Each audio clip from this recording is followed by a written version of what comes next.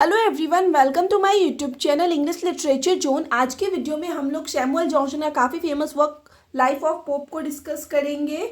Notes का language काफ़ी easy रख रखे ताकि आप लोग को आसानी से समझ आ जाए। तो शुरू करते हैं। सबसे पहले इंट्रोडक्शन वाला सेक्शन है। इंट्रोडक्शन में है Samuel Johnson's biography of Pope. Samuel Johnson की जो बायोग्राफी है पोप की, टाइटल जिसका कि शीर्षक है the life of Pope, is one of the work, वो उन वर्क्स में से एक है included in his biographical work, जो कि शामिल है उनके biographical work the lifes of poet. मतलब सैमुअल जॉनसन जो है ना, द लाइफ्स ऑफ पोएट नाम का एक बायोग्राफिकल वर्क लिखे, जिसमें कि वो ढेर सारे ऑथर्स के बारे में डिस्कस किए और उन्हीं में से एक उनका वर्क है the life of Pope. This series consist of biographies of 52 poets. और इस सीरीज में it means the lifes of poet में ना टोटल 52 पोइट्स के बायोग्राफी के बारे में डिस्कस किया गया है।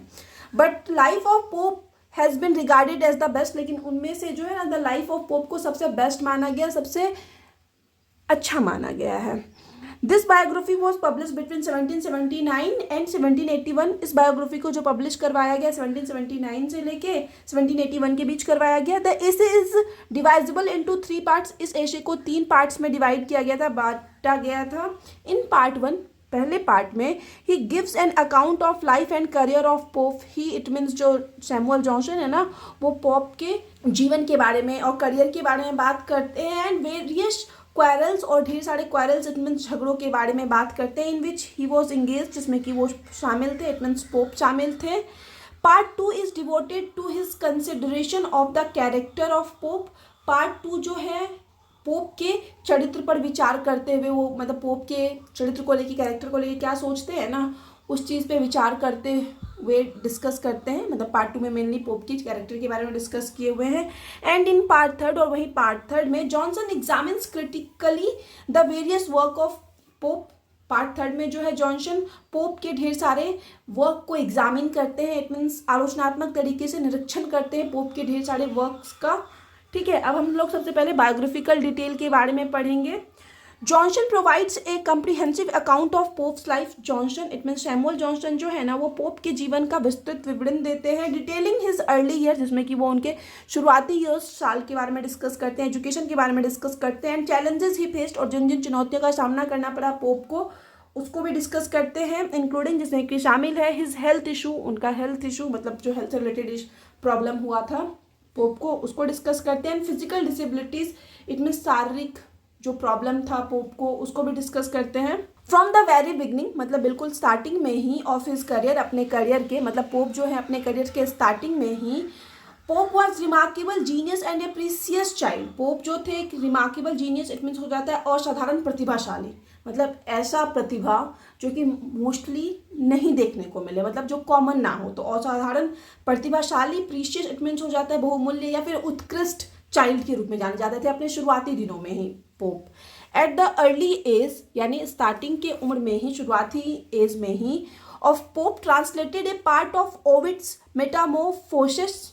ओविड जो है एक रोमन ऑथर थे, रोमन हम लोग बोल सकते हैं पोएट थे, तो उनके वर्क मेटामोर्फोसिस को ना पोप जो है ट्रांसलेट किए अपने शुरुआती दिनों में, जब वो काफ़ी ज़्यादा छोटे थे तभी।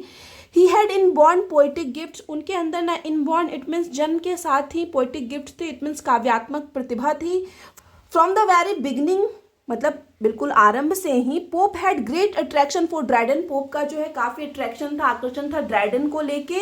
And his earliest published poem, और उनके जो शुरुआती पब्लिश्ड पोएम है और to solitude, shows considerable influence of Dryden. वो जो है प्रेरणा, काफ़ी प्रभाव दिखाती है, मतलब पोप का जो पोएम है ना और टू सॉलिट्यूड, उसमें ना हम लोग को देखने को मिलता है ड्राइडन से किस तरह से पोप प्रभावित हुए, किस तरह से इंस्पायर हुए ना, वो प्रेरणा का प्रभाव पोप के वर्क और टू सॉलिट्यूड में हम लोग को देखने को मिलता है। Johnson also discusses pops friendship. Johnson जो है पॉप के फ्रेंडशिप, दोस्ती के बारे में, राइवलरीज इट मीन्स हो जाता है उनके प्रतिद्वंदी या फिर विरोधी के बारे में। एंड द लिटरेरी सर्कल, और जो साहित्यिक सर्कल था उनका, ही वॉज पार्ट ऑफ, जिसके कि वो पार्ट थे, भाग थे, हिस्सा थे। इंक्लूडिंग फिगर लाइक, जिसमें कि शामिल थे जॉनथन स्विफ्ट एंड जॉन गे, उन सब के बारे में भी बात करते हैं, उन सब के बारे में भी डिस्कस करते हैं। He also touches upon pops personal characteristic, वो पॉप के पर्सनल इट मीन्स व्यक्तिगत कैरेक्टरिस्टिक को भी टच करते हैं, इट मीन्स उसके बारे में भी डिस्कस करते हैं, पर्सनल विशेषता को। हिज विट, उनके बुद्धि के बारे में। एंड हिज कंटेंशियस, उनके कंटेंशियस इट मीन्स हो जाता है विवादग्रस्त या फिर हम लोग बोल सकते हैं कंट्रोवर्शियल नेचर के बारे में भी बात करते हैं। अब नेक्स्ट हम लोग लिटरेरी करियर एंड क्रिटिसिज्म के बारे में पढ़ेंगे, कैसा रहा पॉप का लिटरेरी करियर और किस तरह से उनको आलोचना का सामना करना पड़ा, वो भी डिस्कस करेंगे। In the only early part of his life, मतलब अपने लाइफ के स्टार्टिंग वाले पीरियड में ही है ना, Pope overcome the problem of his financial security. Pope जो है वो फाइनेंशियल सिक्योरिटी वाले प्रॉब्लम से ओवरकम कर जाते हैं, मतलब उनसे छुटकारा मिल जाता है फाइनेंशियल सिक्योरिटी से, by translating the two epic of Homer, Iliad and Odyssey. मतलब होमर का जो काफ़ी फेमस एपिक है इलियड एंड ओडिसी, उसको ट्रांसलेट करके ना कहीं फाइनेंशियली पोप को काफ़ी ज़्यादा सपोर्ट मिलता है। इसको स्टार्टिंग में पोप जो है ट्रांसलेट करते हैं।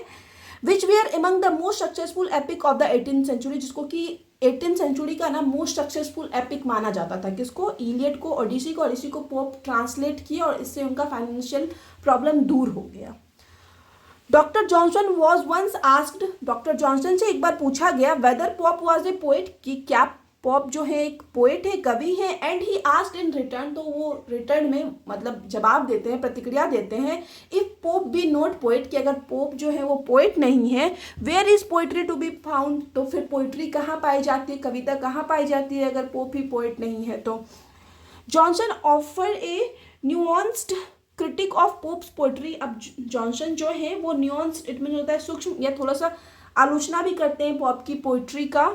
ही एक्नॉलेजेस, वो स्वीकारते हैं पोप्स टेक्निकल स्किल, पोप के टेक्निकल स्किल को, पार्टिकुलरली विशेष रूप से his mastery of the heroic couplet, की पोप को जिस तरह से हीरोइक कपलेट पे मास्टरी प्राप्त है उसको स्वीकारते हैं। And his precision with language, और किस तरह से सुस्पष्ट रहते हैं, मतलब जो लैंग्वेज में शुद्धता पाई जाती है ना पोप के, उस चीज़ को भी जो है वो सैमुअल जॉनसन स्वीकारते हैं। He praises work such as the Rape of the Lock for their brilliance and elegance. ही इट मीन्स जॉनसन जो है प्रेजेस, तारीफ करते हैं द रेप ऑफ लॉक जैसे वर्क की, उसके ब्रिलियंस के लिए, उसके एलिगेंस के लिए। Johnson also discusses Pope's moral and philosophical poem. Johnson जो है पॉप के मॉरल और फिलोसफिकल पोएम लाइक जैसे कि एन एशे ऑन मैन को भी डिस्कस करते हैं, अप्रिशिएटिंग देयर इंटेंट। साथ ही साथ जॉनसन जो है पोप के इंटेंट, इरादों की तारीफ भी करते हैं। Still Pope can not be regarded as the greatest poet और poet on the first rank. लेकिन इतना सब होने के बावजूद भी जो है पोप को ग्रेटेस्ट पोएट नहीं माना जाता है, ना ही वो फर्स्ट रैंक के पोएट माने जाते हैं। His poetry suffers from A number of drawbacks, मतलब उनकी पोइट्री में जो ना वो ढेर सारी कमियां भी थी, उनकी कविता जो है ढेर सारी कमियों से भी ग्रस्त थी। फर्स्ट ऑफ ऑल, सबसे पहला जो बताया गया है, ही कैन नॉट सिंग, वो गा नहीं सकते थे। He has no ears melodies of verse, मतलब वर्स इट मीन्स कविता के मेलोडीज को सुनने के लिए, धुन को सुनने के लिए उनके पास ईयर्स नहीं था, इट मीन्स वो नहीं समझ पाते थे धुन को कविता के। Secondly, he is not a lyric poet, दूसरा ये चीज़ बताया गया कि वो एक लिरिक पोइट नहीं थे। Thirdly, his poetry is limited, तीसरा चीज़ बताया गया कि उनकी पोइट्री जो है वो लिमिटेड थी, सीमित थी। He has no eye like Wordsworth, उनके पास वर्ड्सवर्थ की तरह आंखें नहीं थी। For the beauties of nature, कि वो नेचर की ब्यूटीज़ को, सुंदरता को देख सके, तो वैसा वर्ड्सवर्थ की तरह पोप के पास आंखें नहीं थी। एंड फोर्थली और चौथा जो है, epic and drama which are regarded the greatest form of poetry, मतलब एपिक और ड्रामा जिसको कि ग्रेटेस्ट फॉर्म माना जाता है पोइट्री का, but Pope can not rise up to them, लेकिन पोप जो है ना उनको राइज अप नहीं करवा सके, मतलब उस लेवल का नहीं लिख सके, ना ही कंपोज कर सके, लाइक शेक्सपियर और मिल्टन, मतलब जिस लेवल का ड्रामा या फिर एपिक शेक्सपियर और मिल्टन लिखे ना, पोप वो उस लेवल को टच नहीं कर पाए अपने राइटिंग के थ्रू, उतना राइज अप नहीं हो पाए। With in this limitation mention ever, मतलब ऊपर जो भी मेंशन किया गया लिमिटेशन, जो सीमा मेंशन किया गया है ना, उन सब के होने के बावजूद pope is one of the greatest poet of England, pope जो है इंग्लैंड के सबसे ग्रेटेस्ट पोएट है, महान पोएट है। In the words of Dennis, Dennis के शब्दों में, Pope sensibility to the claims of his art is exquisite, मतलब पोप की जो अपनी कला के क्लेम, इट मीन्स हो जाता है दावा के प्रति संवेदनशीलता है ना, वो एक्सक्विसाइट इट मीन्स हो जाता है उत्कृष्ट है।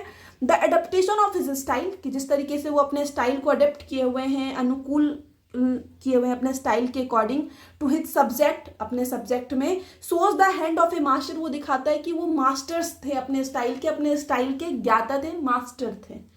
ठीक है, अब नेक्स्ट ये सबसे आखिरी पेज है, फिर खत्म हो जाएगा हम लोग का notes. Pope has been regarded as one of the perfect satirist of English literature. English literature के परफेक्ट सटायरिस्ट इट मीन्स व्यंग्यकार के रूप में जाना जाता है पोप को। इट इज़ ट्रू फैक्ट, ये सच्चा फैक्ट है, तथ्य है, that satire and mockery predominates in the works of Pope, कि हम लोग को ना पोप के वर्क में सटायर इट मीन्स व्यंग और मॉकरी इट मीन्स उपहास देखने को मिलता है। सबसे ज़्यादा प्रमुख यही चीज़ है पोप के वर्क का कि उसमें सटायर और मॉकरी देखने को मिलता है। Even a glance at his poetic creation, कि अगर उनके पोइटिक क्रिएशन के झलक की भी बात करते हैं तो उनके पोइटिक क्रिएशन के काव्यात्मक रचना के झलक में भी जो है रिवील्स दैट, ये रिवील हो जाता है, प्रकट हो जाता है कि the major part of Pope's poetic contribution, कि पोप के पोइटिक कॉन्ट्रीब्यूशन का काव्यात्मक योगदान का जो मेजर पार्ट है, प्रमुख पार्ट है, कंसिस्ट ऑफ सटायर, वो बना हुआ है सटायर से, कि उसमें सटायर शामिल है। और इस सटायरिक इन स्पिरिट, और वो स्पिरिट से इट मीन्स स्वभाव से सटायरिस्ट भी है, इट मीन्स व्यंग्यात्मक वर्क लिखते थे वो। मोस्ट ऑफ जो वर्क है उनका व्यंग्यात्मक है। The Rape of the Lock, the Dunciad, moral essay, the epistle to Doctor Arbuthnot and epistle to Horace are the best of his satires. उनके सटायर में जो है सबसे बेस्ट जो है इन सब वर्क्स को माना गया है। ठीक है, तो अब यहाँ पे हम कोशिश किए हुए नोट्स को छोटा रखने की। आपका एग्ज़ाम जो है 1-2 दिन बाद ही है, इस वजह से नेक्स्ट जो है कंक्लूजन वाला सेक्शन आ जाता है। कंक्लूजन में आप लोग को लिखना है 10 इस प्रकार। Samuel Johnson the life of Pope, कि सैमुअल जॉनसन की जो द लाइफ ऑफ पोप है ना, remains a significant work of literary criticism, वो लिटरेरी क्रिटिसिज्म की इट मीन्स साहित्यिक आलोचना की ना सबसे प्रमुख वर्क में से है। Pope possessed all the qualities, pope के अंदर जो है सारी क्वालिटीज है, सारे गुण है, विच कंस्टिट्यूट ए ग्रेट पोएट, जो कि उनको एक ग्रेट पोएट बनाता है। This biography is not only a reflection of pops life, और ये जो बायोग्राफी है वो सिर्फ पोप की लाइफ का रिफ्लेक्शन नहीं है, पोप की लाइफ को नहीं दिखाती है, but also a critical examination of his literary contribution, बल्कि उनके लिटरेरी इट मीन्स साहित्यिक योगदान का एक क्रिटिकल इट मीन्स आलोचनात्मक एग्जामिनेशन भी है। मतलब उनकी साहित्यिक योगदान का भी ना कहीं निरीक्षण किया गया है, उस पर भी फोकस किया गया है इस बायोग्राफी के जरिए। Johnson's the life of Pope, मतलब जॉनसन की जो वर्क है the life of Pope remains a significant resource for understanding both, वो काफ़ी ज़्यादा महत्वपूर्ण रिसोर्स है, इट मीन्स स्रोत है दोनों चीज़ को समझने के लिए। Pope's life it means Pope की लाइफ को भी, and the literary culture of the 18th century, और 18th सेंचुरी में जो लिटरेरी कल्चर था, जो साहित्यिक परंपरा थी ना, तो उसको समझने का भी काफ़ी प्रमुख स्रोत है जो जॉनसन का वर्क है द लाइफ ऑफ पोप। ठीक है, तो यहाँ पे खत्म हो जाता है हम लोग का नोट्स। वीडियो अगर आपको अच्छा लगा, आपके लिए हेल्पफुल है, तो आप लोग वीडियो को लाइक करना, चैनल को सब्सक्राइब करना, कमेंट करके बताना वीडियो आपको कैसा लगा। मिलते हैं नेक्स्ट वीडियो में नेक्स्ट टॉपिक के साथ।